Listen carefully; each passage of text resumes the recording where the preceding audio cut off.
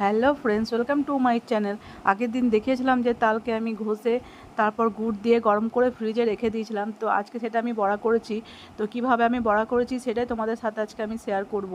তো প্রথমে দেখাচ্ছি যে গোবিন্দভোগ চালকে কিছুটা নিয়ে আমি 45 মিনিট পর্যন্ত ভিজতে দিয়েছিলাম। তারপর এটাকে ছাঁকনিতে করে আমি মানে জলটাকে ঝরতে দিয়েছি। তো এটার কাজ কি পরে তোমরা দেখতে পাবে। এটা আমি মানে বড়া করার কাজে আমার লাগবে। তো জলটা আমার ঝরা হয়ে গেছে গোবিন্দভোগ চালের।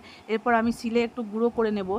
গুঁড়ো বলতে একদম যে মিহিভাবে পেস্ট, সেই পেস্টটা নয়, মানে হালকা হালকা একটু গোটা গোটা থাকবে যাতে করে দাঁতে লাগে, মানে খেতে খুব ক্রাঞ্চি হয়। এই চাল গুঁড়োটা দেওয়ার উদ্দেশ্য হচ্ছে তালের বড়াটা খেতে ক্রাঞ্চি হয়, খুব ভালো লাগে খেতে, একটু মুচমুচে লাগে আর টেস্টিও হয় প্রচণ্ড। তো সেই জন্য একদম গুঁড়ো করব না, কিন্তু হালকা হালকা জাস্ট বেটে নেব। আর এরকম করে হাত দিয়ে যদি একটু শক্ত শক্ত থাকে বা ডেলা টাইপের থাকে, তো এরকম করে হাত দিয়ে দিয়ে ম্যাশ করে নিতে হবে। এরপর আমার ম্যাশ হয়ে গেছে। এরপর আমি একটা জায়গায় যে ফ্রিজে রেখেছিলাম তালের মাড়িটা, তো সেটা বের করে নেব। তো একটা জায়গায় সেই মাড়িটা নিয়ে নিচ্ছি, কিছুটা মানে বেশিরভাগটাই নেব, আর কিছুটা আমি রেখে দিলাম যে আরেক দিনকে এটা দিয়ে কিছু বানাবো, লুচি হোক পরোটা হোক কিছু এটা দিয়ে বানাবো বলে একটু রেখে দিলাম। তো দেখতে পাচ্ছ প্রথমে নিলাম তালের মাড়ি, এরপর নিলাম ওই চালের গুঁড়োটা যেটা আমি শিলের মধ্যে গুঁড়ো করে নিয়েছিলাম। এরপর নিলাম পরিমাণ মতো সুজি, মানে একটু কম দিয়ে 1 বাটি মতো সুজি নিয়েছিলাম, তাহলে খেতে টেস্ট হবে। এরপর নিয়ে নিলাম একটু আটা, এবার ভালো করে আর একটু নিয়ে নিতে হবে চিনি। গুড় তো মিক্সড করাই আছে এর মধ্যে, তো যেহেতু এই উপকরণগুলো দিলাম সেই জন্য একটু চিনিও লাগবে, তো স্বাদ অনুযায়ী একটু চিনি দিয়ে দিলাম। এরপর ভালো করে আমি মেখে নেব সব কিছু দিয়ে, তালের মাড়িটাকে দিয়ে সব উপকরণ দিয়ে ভালো করে মেখে নেব। আর চালের যে গুঁড়োটা দিয়েছিলাম, তো সেটা মাঝে মধ্যে একটু ডেলা হয়ে গেলে হাত দিয়ে দিয়ে এরকম করে মাখার সময় যদি হাতে লাগে তাহলে ভালো করে মানে মিক্সড করে নিতে হবে। ডালাগুলোকে ভালো করে ভেঙে মিক্সড করে নিতে হবে। আর মাখাটা খুব পাতলা হলেও চলবে না, আর খুব মোটা হলেও চলবে না, শক্ত শক্ত হয়ে যাবে। তাহলে মানে যেমন বড়া করা যায় সেরকম অনুযায়ী করতে হবে। তো আমি মাখতে গিয়ে দিলাম একটু নরম হয়ে গেছে, তো সেই জন্য আর একটু আটা দিয়ে ব্যাটারটাকে একটু শক্ত করে নিচ্ছি, তাহলে বড়াটা দিতে আমার সুবিধা হবে।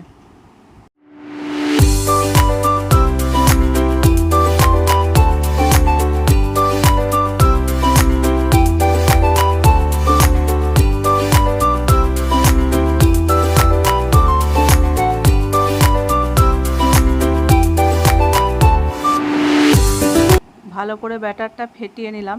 এবার কড়াইতে তেল দিয়ে যখন তেলটা গরম হয়ে গেছে তখন বড়া আকারে এগুলোকে সব তেলের মধ্যে দিয়ে ছেড়ে দিচ্ছি। আর ভালো করে ফাটলে কি হয়, বড়াটা ঠিক ভালো হয়, বেশ তেলের মধ্যে ফুলে ফুলে উঠে। দেখতে পাচ্ছ কি সুন্দর আমার বড়াটা তৈরি হচ্ছে। আর আমি এখানে রিফাইন তেল ব্যবহার করেছি, অনেকে চাইলে সর্ষের তেলেও ভাজতে পারো, কিন্তু আমি রিফাইন তেলটাই ব্যবহার করেছি। সর্ষের তেল খুব একটা পছন্দ করি না বলে ভাজাভুজি ক্ষেত্রে আমি রিফাইন তেলটাই ব্যবহার করি।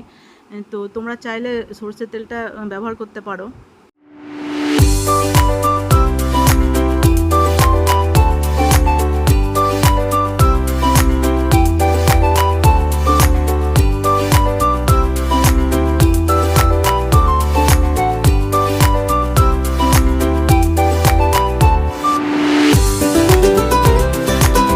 আর গ্যাসটাকে লো ফ্লেমে দিয়ে দেবো, একদম হাই করলে পুড়ে যাবে।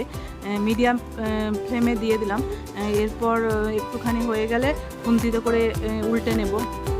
তারপর আর কিছুক্ষণ থাকার পর ফের আবার খুন্তিতে করে উল্টে পাল্টে নিয়ে তারপর যখন লাল হয়ে একটু ব্রাউন, মানে একটু ব্রাউন ব্রাউন টাইপের ভাজা হবে তখন তুলে নিতে হবে।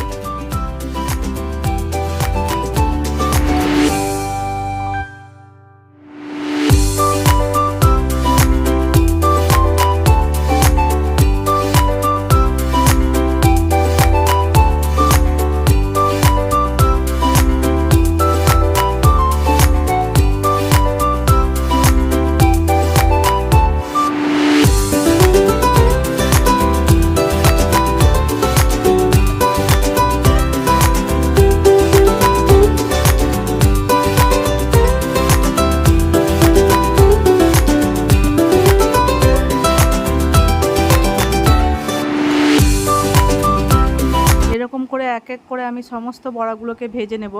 আর দেখতেই পাচ্ছ পুরো কি সুন্দর মানে ব্রাউন ব্রাউন টাইপের হয়েছে বড়াগুলো। আর মানে তালের গন্ধে পুরো ঘর মোমো করছে। তো যাই হোক, খুব ভালো হচ্ছে বড়াগুলো, আর দেখে মনে হচ্ছে খুব টেস্টি হবে খেতে।